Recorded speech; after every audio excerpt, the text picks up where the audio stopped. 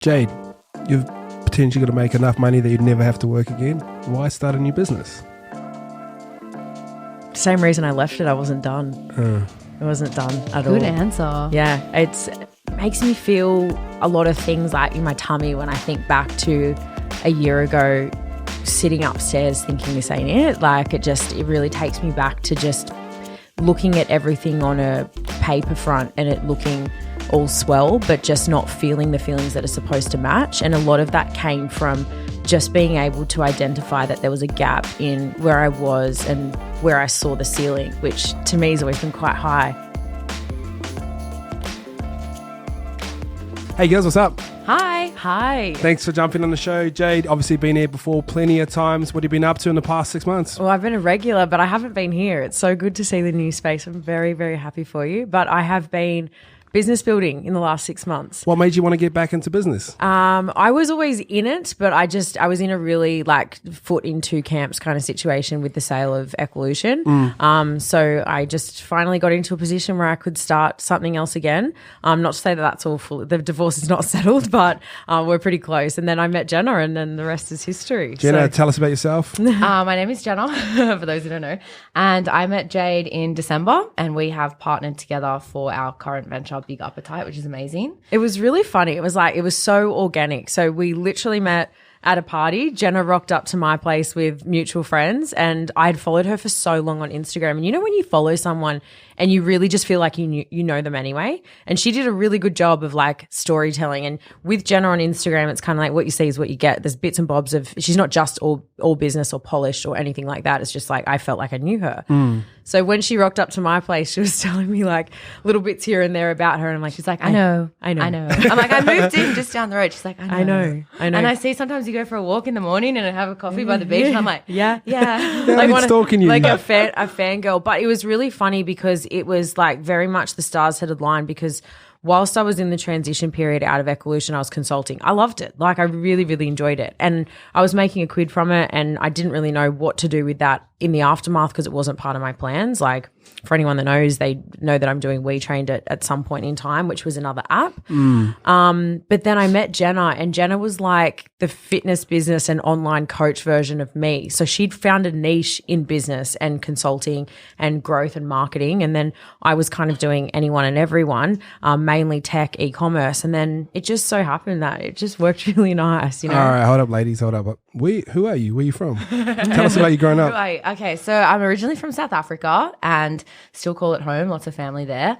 I grew up in the hills in Sydney and I studied commerce. I started working, my first job was in sales, or actually my first job was at Subway. Sandwich artist. Still sales. Still the best. But my first corporate job was in commercial pest control. So I was selling pest control and hygiene contracts to corporate accounts like Accor, Westfield. And what I would do was go around and quote for the pest control contract essentially. And it was good. I had like a pretty simple base salary, but commission. And I've always really loved sales and I really thrived in that space, but it definitely was a big disconnect into what I was passionate about in my real life. But I was really happy in that job because, like I said, I love sales. And once you learn your product, it's not that hard to sell if you believe in it. JJ, we're not really salespeople. I mean, obviously, you can get some sales done, but what makes a salesperson in your eyes from looking at her? Honestly, I think it's something you're born with. I really, really do. I think there's a lot of people who are passionate that can sell the passion and sell the dream. And I feel like that's always been in the both of us, Like, you know, we are so passionate and we believe so heavily in what we do and we'd never really put our names to something that we didn't, right? So when we're communicating that to people, I think that shines through, but that doesn't make us good salespeople. Good salespeople are able to see an individual, see what it's like human reading. It's like it sees what ticks them. Like they can see what ticks them. They can see what they need. And I think Jenna's a really good appropriator. So while she might not necessarily have the answers, she'll find what the person needs and then she'll be able to slot in some way or another. And that's why bespoke has really, I think, been Jenna's nailing point. Why do you like sales? I think that it is like a transfer of enthusiasm from one person to another. And if you really believe in what you're selling and you are passionate about it, whether it's pest control shirts or the solution to build your own business, if you can make somebody else excited about it and make them believe in it, then for me, that's like an amazing feeling. How do you do that? Well, it's about identifying what their pain points are really and what they need, and being able to solve it and knowing that you can solve it. Like, I wouldn't want to sell anything, and I haven't really sold anything that I didn't fully believe in. But it's just about knowing that you can solve a problem and educating them on how. All right, you girls are into a business relationship right now. I think sometimes they're more important than your actual relationships in life, because obviously there's exchange of money, ideas, and you're in each other's space all the time. Yeah. What do you like about Jade? This is the first thing. So when we first partnered, Jade was like, let's start a podcast. Let's start an agency. We can partner. And I was kind of like, whoa, like this is like the fastest moving relationship I've ever been in. That's our girl. I always say that it's like now having 2 kids. But the thing that I really loved about Jade is Jade's a feeler. And she's I know. She's super intuitive and listens to her gut, which for me, I've never been. Like, I've always had a very literal brain, very black and white. I'm a very like analytical person, and she just be like, I can feel this. And I could see how much she believed in herself and the people around her. And I've seen her empower and inspire others in our circle and in her life. And this like unwavering belief, unwavering fear that really sort of drew me in. And I wrote this on your birthday, and I just think it's like she's actually just a really good human. Like I feel at this age you don't really meet people where you sort of get to know their like inner child, that version of themselves and what makes them them. And I just see Jade be really genuine. You know, she shares her fears, she shares her goals, her vulnerabilities, and she doesn't like, you just don't fuck people around, which is really nice. Never will. Yeah. Jade, reverse. So when I first met Jenna, it was funny because it was at such a vulnerable time. You know, like I'd just come out of essentially what was a business divorce. And, you know, as much as I respect and love what Amal and I did and what we built together, we didn't end how we started, you know, and I think that's pretty evident. So when I met Jenna, I could have probably been clouded by that backlog story of, you know, like, you know, the ties had been cut and, you know, it was burnt bridges and things like that. But I still really honor and believe in the power of partnership and the power of 2 brains, 1 goal. And that's what I saw when I saw Jenna. The way that we spoke about business, and it's funny because when I first met her, the reason why I knew her in the business space was Jenna had sold an online course called the Fitness Business Strategy. So basically she had refined an A to Z kind of like methodology protocol sort of thing for online coaches. And she nailed a niche, I feel. I think it's a space that it's a bit rocky when it comes to business and you know, coaching people because they're very passionate, but they just don't have the inherent skill set. So when she'd done that, I'd sort of seen her do that whole process, sell it online, you know, do really well from it.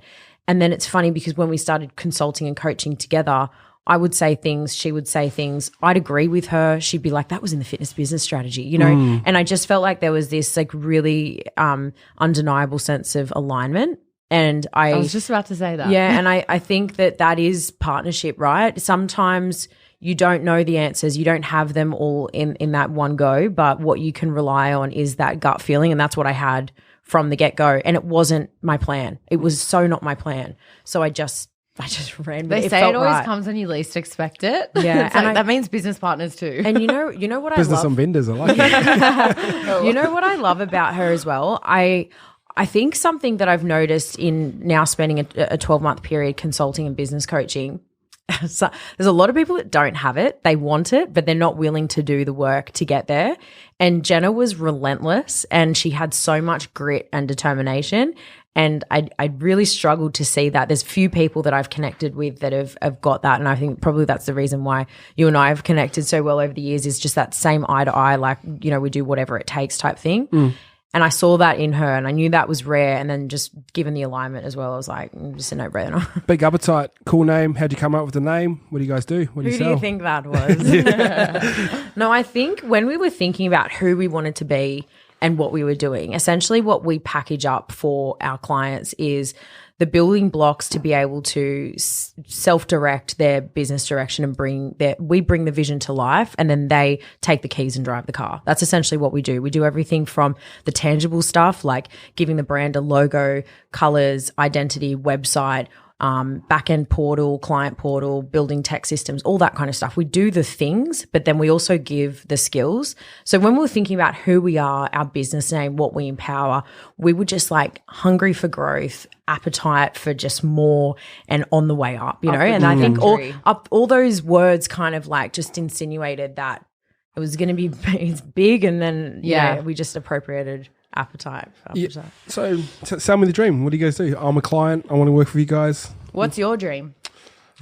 Here's the sales coming I in. know, look at it. I had to think there as well. You tell me your dream. I want to help people. And we'll find a way to make it happen. I want to help people as well. But I do sell online courses as well. And I saw this with consulting with, you only got so many hours in a day. We can do one-on-one, and you'll build online courses as well. Yeah. Is that what the appeal was with the connection, or? That's one part of where we're going, but I think we sort of saw like a twofold opportunity in partnering together, and one of them being obviously a passive, more scalable income, which for us, build one, sell 1,000 times. Yeah, exactly. Yeah. So there will be, something like a product online that people can buy that are in the startup space, how to start your own type thing. And that's like course style, very automated. But then some people can be fed the meal but still not feel full, right? And for those sort of people, and the people that I feel like need the help from like a development front, from a strategy front, marketing, then we wanted to be able to do it all. So essentially that's what I found as well when I started consulting in the one-on-one space, because when I started my business in marketing services, I had like 4 to 6 key accounts, key contracts that generated my entire revenue. But then I was able to still slot in some one-on-one time with people, and I realized I had this assumed level of knowledge of the market that was probably like here, which I thought was basic, and they were just like subpar. We've said that plenty of times. Yeah. And so what I found was like I was initially just doing one-on-ones, like borrow my brain type sessions where I would just listen to them and advise. And I would kind of start to plan it because I was getting anxious before the calls, and I was like, hey, this is what I'm going to take them through. And then I would spend an hour talking about Instagram stories. And I'm like, this is not the best use of my time. You can YouTube this. But I then realized that I was repeating myself. So in that one-on-one consulting space, I then created like a curriculum. And I had put it in an Excel sheet, and I only created week 1. And my therapist goes, start selling it. And I was like, it's not ready. And she's like, just start selling it. So I started selling that. And then I realized like I was doing one-on-ones, and I'd sold 10. And I'm like, holy shit, that's like over a day of work. Or I could put 10 in one group. And I realized as well, like they also actually really liked the group because they could hear from each other in the same industry, where I was telling them, you're not competitors of each other. Like you are not competitors. There's lots of people in this market. It's how you sell yourself. And I think that it really helped them as business owners overcome that scarcity mindset that I think holds a lot of people back. And a lot of people. And scarcity. Do you know what I think drives like a lot of what we do, which is just basic business fundamentals, from retention to customer experience to loyalty programs, referral benefits, all that kind of stuff, is the customer. So many founders fail to focus on the customer. And what happens there? I think that's where they disconnect their vision from the product and the service and their why. They lose that. They read. I think the best and the worst thing that has happened to founders on a trend basis over the years is self-education.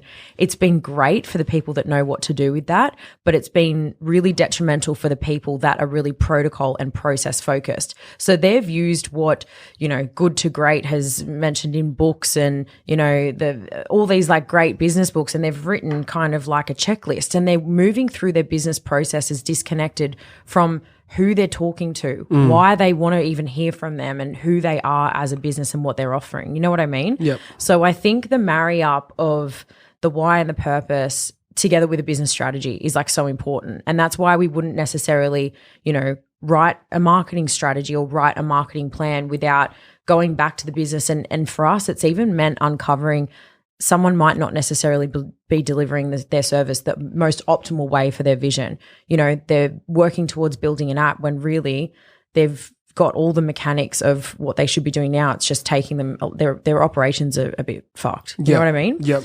So I heard you sort of talk about we bank dollars, we don't bank likes. Do you want to expand on that? Yeah, so I think there's a huge shift or emphasis that people place on the engagement and awareness of social media. So I see particularly in the individual or solopreneur space or any personal brand, people sell themselves and they sell their identity instead of selling the result to the customer or their ideal client. And there's this fixation on growing Instagram. It's not even growing social media, it's growing Instagram. How can I get, and like they're refusing to look at TikTok. They're refusing to actually be on all social media platforms, but their sense of self-worth is determined by their engagement rate and their likes, because they take it personally if their engagement is down. And I see this as being something that holds people back, because then you're too scared to take your next move because you didn't get the gratification that you were looking for from the last post of your ass that you posted that people aren't liking. And now you're wondering, now you're telling me or asking me why you're feeling scared that your business doesn't have 5 years left in it. Yep. Well, it's because you're building an Instagram account. You're not actually focusing on the bottom line, the customer service, and your revenue projections for the future.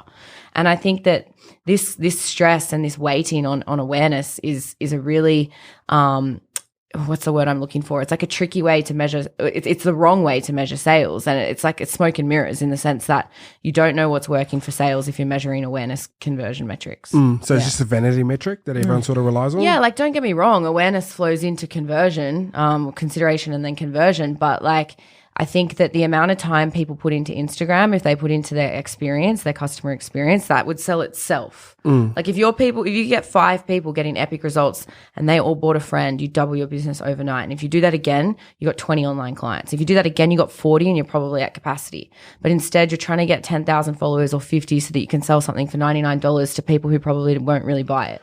So how should people be spending their time? Because we're not going to ignore the fact that social media is important and TikTok's important. But if you were to divide up your day, how would you do that on the things that actually matter? I think for us, something that we've preached and, sung till the cows come home to our clients, and then also are practicing it within our own business, is that division with working in the business and working on the business. Like, I think that's always something to revisit and come back to. And we've often spoken about this as well, how, for me personally, like, I love being a workhorse. Like if you give me a task list and if you give me 12 hours in the day, see ya. I will shut my laptop when that last thing is done. Yes, exactly. So I think like it's really easy when you've got a lot of shit to do to just move through that shit, but there's bigger shit. And, I think it's like the chicken or the egg problem. Yeah. You're not spending enough time on the front or on the sales and marketing of the business. You're spending all the time on the internal side of the business, but then you're complaining that you're not getting the sales and the marketing. Which is where I've always seen the benefit and the power of partnership. And if not, the benefit in hiring someone, just like time audit what you're doing in your business today, tomorrow, the next week, the next month, and find those little granular things that are not making you money but need to be done and offload them. And I guarantee from the time that you give yourself in terms of a window, you'll find time to make that up in sales, That's what I believe in. Hey guys, quick break. This podcast is brought to you by Kelly Partners Northern Beaches. The thing I love about accounting, and you have to understand accounting, rolling into business or scaling a business, or even if you're starting a business as well, very important. He's looked after myself, YKTR Sports, and also G'd up over the past 5 years, and I could not recommend him enough. Thing I love about Danny, he's diverse. He's not just about P&Ls and numbers. He is about those things as well, but he understands the context of e-commerce or every other business because he deals with businesses day to day. And most of us businesses have the same problem. So if you need an accountant, if you want the best accountant in the game right now, head up Kelly Partners Northern Beaches. I'll put a link down below. Back to the show. All right, I'm starting a new business. I've got one social media platform to focus on. Where should my time and attention go? Who's your market? 18 to 35 guys. I'm selling t-shirts. T-shirts. What would you say? Platform or strategy? Like, let's go strategy. Partnerships. I'd put the t-shirts on the people that you can have sell the t-shirts for you. So influencer marketing strat? I do think that's still the way to go. And I don't even think that influencer marketing has the same ring as it used to in the traditional definition. I think it becomes so much more than that now, and it's like the power of the people more than the power of the person with the followers. Jenny from the block with 1,500 followers, all from her hometown, probably got quite a loud voice in comparison to someone who sells half a dozen things a day. Are we targeting like micro? Is there a strategy behind that? Yeah. What would you guys do? I would do a mixture. So I've always thought with partnerships, like, reach for the stars, but also hang around the everyday sort of person as well. So I wouldn't be putting a lot of money towards that sort of thing. I'd try and do it as organically as possible. And I think the most receptive people to that are the ones that are being gifted, and they sing the loudest and they sing the most authentic as well. I would also say content marketing. So like leveraging the gifting that you do and the people who you want to build that community, and then creating content pieces with them. People, particularly in the product space, the e-commerce space, they want to see the product. They want to see the look and feel. They want to see it in a lifestyle look. Like you see a lot now with e-commerce sites as seen on, and it just makes it look more relatable and it fits into your life. So I think the best thing with clothing and brands in the apparel space, they sell the lifestyle. It's essentially selling the result. Like Nike, Adidas, they've all really got their key lifestyle sort of look and feel, which is different. So it's about building that community feel and trying to appeal to that lifestyle. Awesome. All right, Jade, here's the keys to YKTR. What would you change about us or Matt to help us grow? And you know our business pretty well. I've said the same thing for so long. I think staff, like I think you've got talent, and then I think staff is where your next step is, sort of thing. Like I think I love what you do. I love your brand. I've been a huge fangirl for many, many years. Actually, in fact, can I tell a funny story? Okay. So last night I was telling Matt that I was coming, and Matt is my new boyfriend, everyone. And yes, me and Ice are still very good friends. And no, we're not getting together. I still get messages all the time, like, shame, not Ice, all the time. But anyway, I was telling Matt's cooler. Yeah, he is. He loves you too. So I was telling Matt last night that I was coming on the podcast, and I said I used to do this gig with Ice. It was called Soundboard. Before he did the renos and stuff. He's like, I know. I used to listen. Oh, cute. Yeah, but we've spoken about this for a lot of years. I think I love the content that you guys create, and I think you're on the front foot of change and making waves. And I love how you guys are doing things from the talent front. But I think from a strategy perspective, I just look at you as a founder who wears so many hats, and I think that handing over some of those hats are going to relieve. It's hard to let go of. I know, Dal, but you got to do it. You really have to. It's funny because when I first partnered with Jenna, like Jenna was she was a solo founder before me. And did you have staff? I had one full-time employee. Yeah. But a lot of my clients, they had marketing teams that I was working with. But when I went automated with the fitness business strategy, just one full-timer, one contractor, and I was dying. Yeah, I know. And then so when she met me, I was like, we really need to hire quite quickly. And I know that it's quite a daunting kind of model to look at in comparison to, running quite lean like Jenna was before. And I would never bite off more than I could chew. Like there's obviously projections and forecasts that come into that. But there was the first thing that I said, we got to get help fast. We could do it all. We're going to go slower. I've just done it for 8 years, and I'm going to make sure we do it again in 3, So that was we've put back everything into our people. I think the first month we had made our first 3 hires, like within that first month. That's quick. And we did 6 figures in the first month, and I was like, we're going to go fast, girl. We're going fast. Girls are moving quick. Yeah. I always look at successful people, and I know Jade's story as well. Was there a moment in your life, whether you're a kid, teenager, where you just like, bang, like I don't want to be doing what everyone else is doing? Or was it as you got a little bit older? Yeah. Was there a moment like that just sticks out for you when I asked that question? Yeah, I went straight back there, and like I knew when I was a kid I was always going to do my own thing. I just didn't really know what, because I wanted to be an actress, and then my dad made me give up on that, and so that was a bit stumped when Hollywood wouldn't have me. So then I was like back to the drawing board, and I remember Hollywood still has you. I feel like we get a bit of still time. I was working in a pharmaceutical company, so after the pest control, and I was working with my boss. I was at this point in time an assistant brand manager, and he was super stressed, and we were managing a $50 million portfolio, and he was the greatest marketer in the company. Like it was a big, big company, and everyone talked highly of him. He was so smart, his innovations, his marketing strategies. I just was in awe of him, and I loved learning from him. He's taught me so much. And I remember looking at him one day and I said, why are you here? Like you are the brains of so much of this, and like it just goes, you're just in the system. And at the time he sat there and said, I have 3 kids and a wife, and they live they go to school near where we live, and this is safe. And I was just like, fuck that. I'm not doing that. Yeah, like I'm not there. I don't have responsibilities. I can take risks. And that's when I was literally like, I'm not doing this. It's golden handcuffs, because before you know it, you look up and you're like, fuck, I've been here too long. And that's when I knew that I was just going to start my own thing. And it's funny because I didn't know 8 months ago that I was going to partner with Jade, or even 7 months ago. We officially started in like end of January. I had to warm her into it. I started off like, well, we should do a podcast. In my mind, I'm like, we're going to be business partners, but how do I get you home? Yeah. And like, it's funny because in terms of your question, when you knew, when you know, you think you know, and then it just changes all over again. But it's that fire, it's that grit that you just want more. Has this 6 months gone slow or fast? So quick. Fast. So fast. So quick. We haven't even launched yet. There's like 7 of us on board now, and we've been working like all the time. I love it.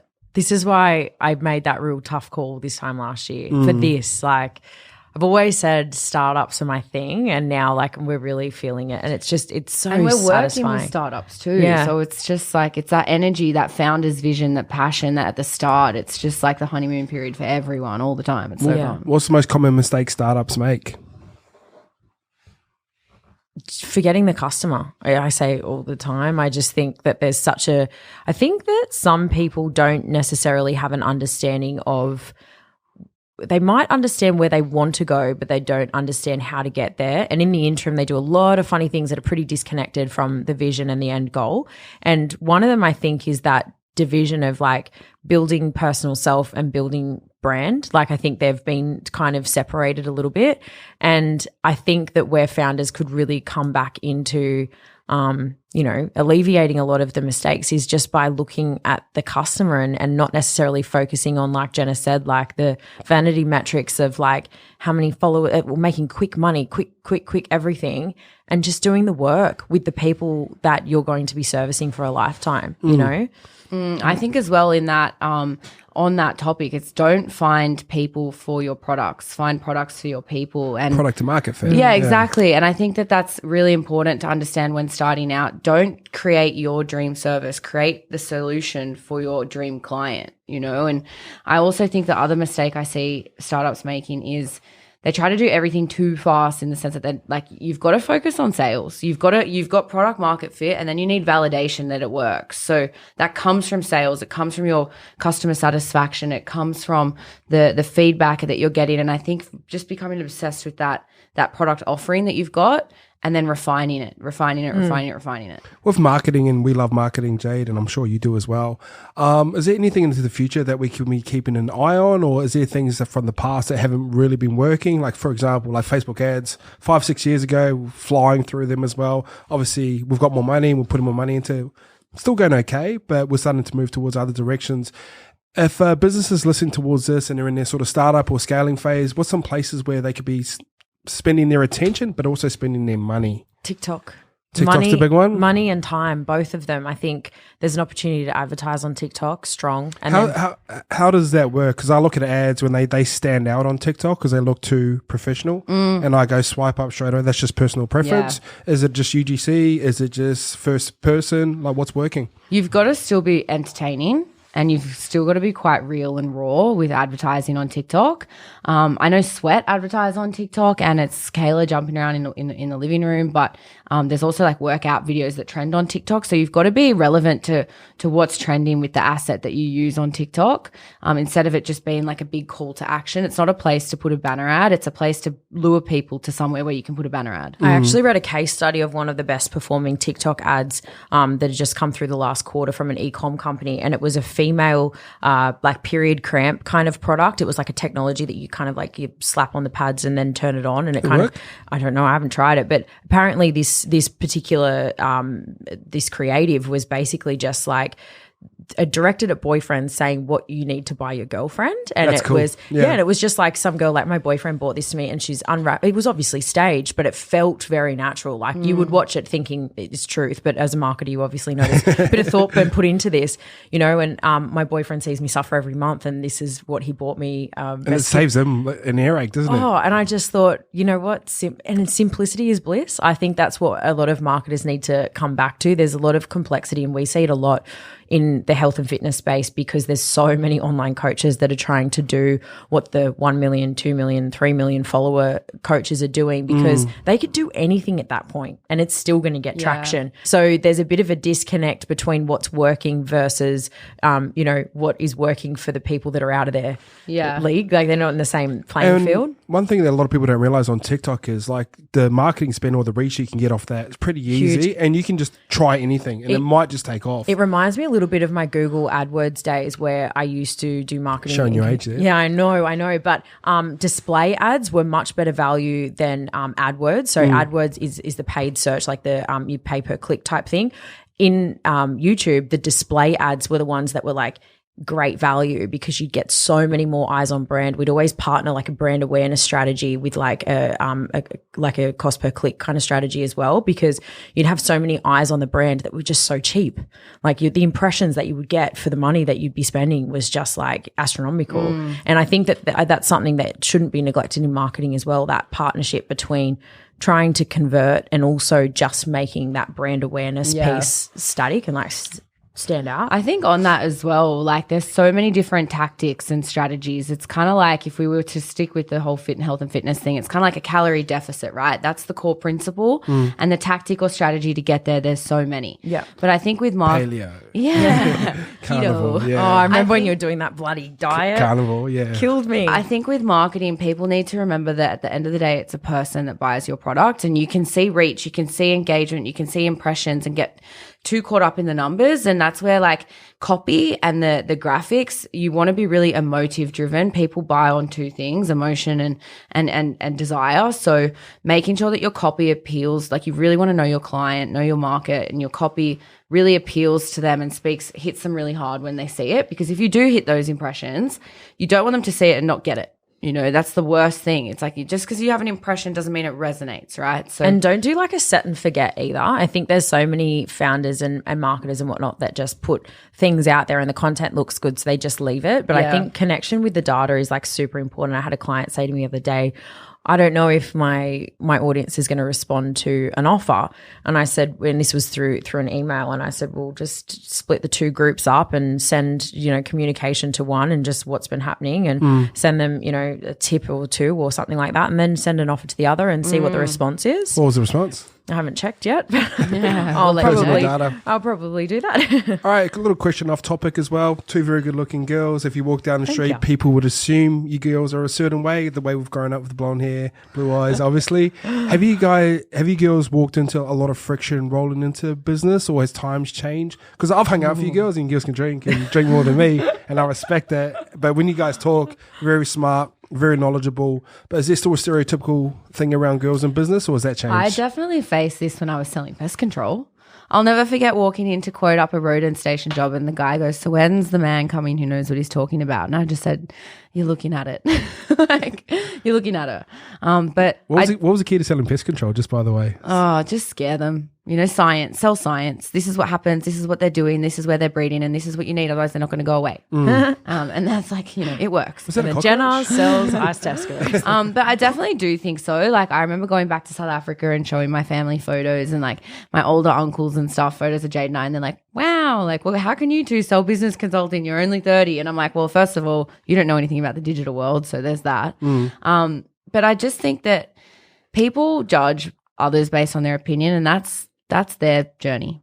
I think that anyone who's smart or ballsy enough to make jokes or say it to us is really just revealing some areas of themselves that probably need a little bit of love. Maybe reframing the question. Yeah. There's a girl that's just come into the business, doesn't have the runs on the board that you girls have, don't have the confidence. How would she deal with something like that?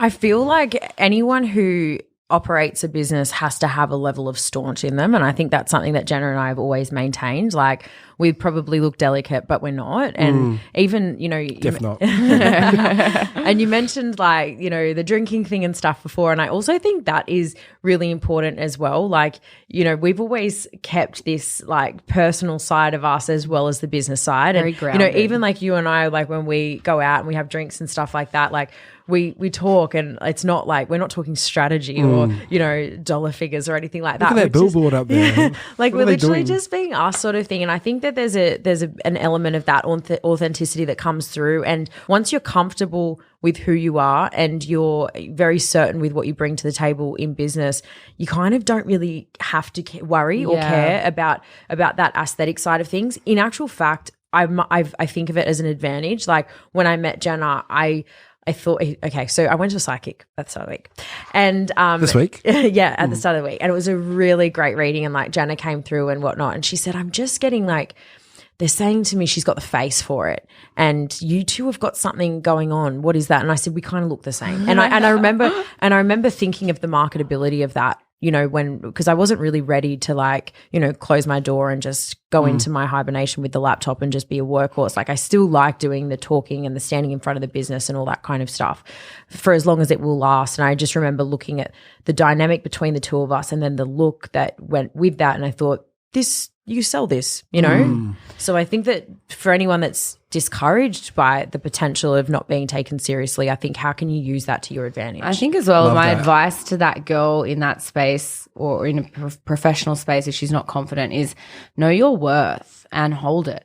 Like live in your truth, know your worth. If people are disrespecting you or talking down to you, it's not to say call them up on it, but you can also let them know that that's not okay. And I think that's really important, particularly for a young girl, because they can be quite fearful and they want to get ahead and please the right people, that they end up sort of just becoming quiet and silenced and too scared to contribute, which is the reason that they could get that promotion. Jade, you've potentially got to make enough money that you'd never have to work again. Why start a new business? Same reason I left it. I wasn't done. It wasn't done at all. Good answer. Yeah, I actually makes me feel a lot of things like in my tummy when I think back to a year ago sitting upstairs thinking this ain't it. Like it really takes me back to just looking at everything on a paper front and it looking all swell, but just not feeling the feelings that are supposed to match. And a lot of that came from just being able to identify that there was a gap in where I was and where I saw the ceiling, which to me has always been quite high. Where's the ceiling? There is no Sky's the ceiling. limit. There is, you know, I just think there's impact, and I think in my last business I was really fortunate to have a really big impact, not only in the legacy of the business but also what the business did for other people. It meant something. It stood for something. I still stand by that. I didn't just have a dream. I feel like I had a purpose, and I think that has manifested in another way now in a new stage of life. You know, I'm a different girl. Like I'm a woman now, and I think that this new phase is also guiding people, but it's guiding people on a much bigger level for a bigger purpose, you know? Love that. Successful people, I think they're bigger routines. You strike me as a routine girl. Yeah. Talk us about your daily routines, morning routines. Jenna is meticulous. Like OCD? Look, I I did a bit of therapy to break away from that. And then I came back to it just fine. So I usually get up at 5 and I journal. The first thing I do is journal, have some water, then coffee. What do you put in your journal?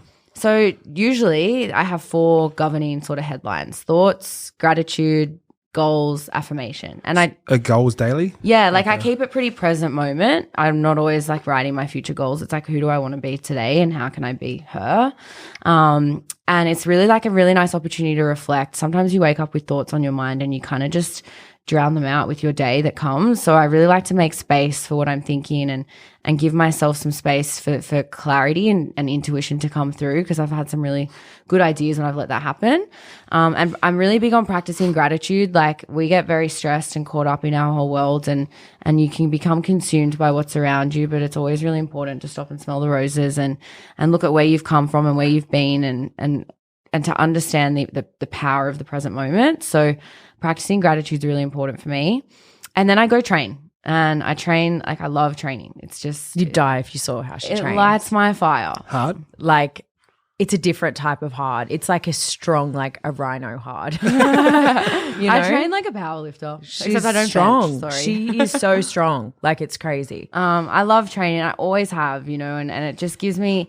When I was in corporate, I liked waking up and training because it was like the only thing in the day that I did for myself before I went and served everyone else.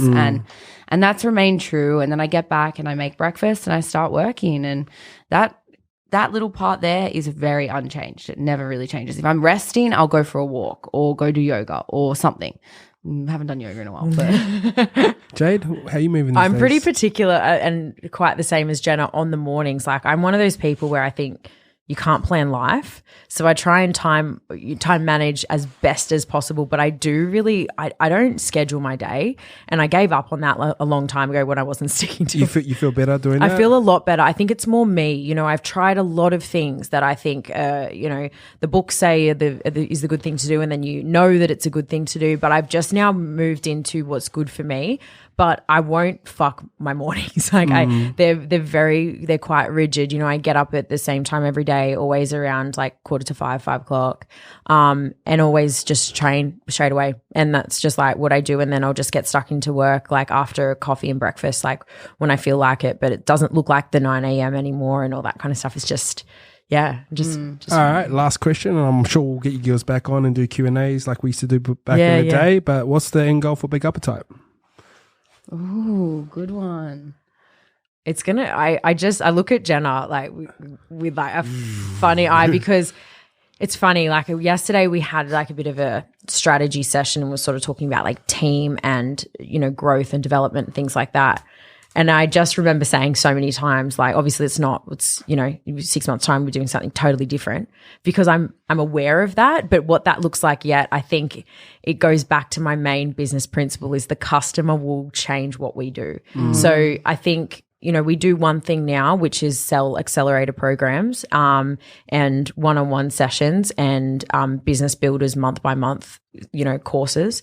However, what that looks like in the future, whether it be a technology platform that is like the hub for business management or something along those lines, I think that is yet to come. But I will hand it over to the people to see where they take it. I think that if you're true to your vision and your mission and purpose, what it looks like may change, but the core of it is true, remains unchanged. And where I really do feel it's freedom, setting people free through their business. Like your business is a vessel for life, and creating more time and financial freedom to live life, to be in the present moment.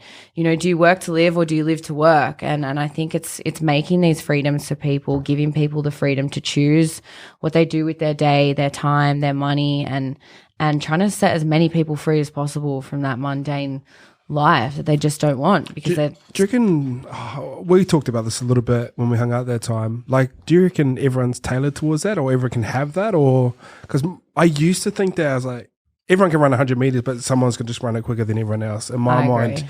And we sort of talked about earlier with that guy who was super talented in marketing. That he just didn't have the risk tolerance or to leave there as well. So not many people want that life, to be honest. Like, I can run 100 meters. Do I want to do it fast? No. Am I going to try and get faster at it? No. Like, and it's the same thing in business. Like, people might not want that. And that's not our market, you know, and that's so fine if they don't. That is so fine. But there's people who are hungry for more, who know there's more out of life, and they're driven that way. That's who we work with. I think if you could sort of narrow us down, our target market and who we deal with now, it's kind of like the business that's making 6 figures that wants to make 7. And if we can make he or she's life, you know, better, that will be our job done. And I think the key is always in their business, but it's like the how. Like, how do you do it? All right, girls, thanks for jumping on. I already know you girls are going to be a success, so thank you for your time and knowledge. I always learn something new. Us. See you later.